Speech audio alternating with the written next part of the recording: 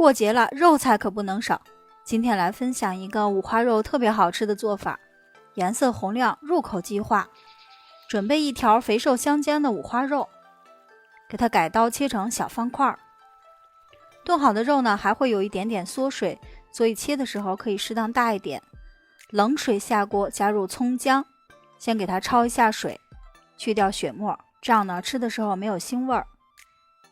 捞出来以后呢，先冲一下水，然后干锅放到锅中，不用加油，把猪肉里边的肥油耗出来，这样呢吃起来更香。直到表面焦黄，里边油分析出，咱们加上一点冰糖，继续给它翻炒，炒到冰糖融化，加入葱姜爆香，然后烹入料酒，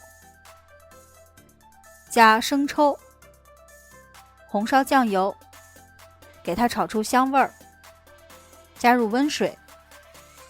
下面准备香料：八角、白芷、白蔻、桂皮、陈皮、香叶、草果和肉蔻，把它们放入料盒，放入锅中。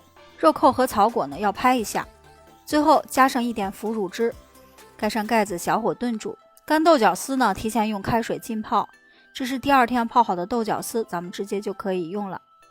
这时候看一下炖好的肉，汤色红亮，肉质软烂，咱们再加上一勺盐调味儿。直接将干豆角搅入铁锅中，再把肉连汤放进去。现在换的这个小铁锅呀，就可以直接上桌了。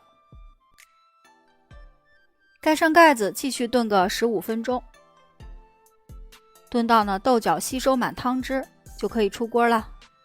这样做的红烧肉，因为豆角的加入，所以更加的解腻。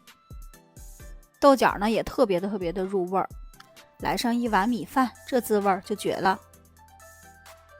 直接连锅上桌，味道绝了。喜欢的赶紧试试，我是小宁，明天见啦。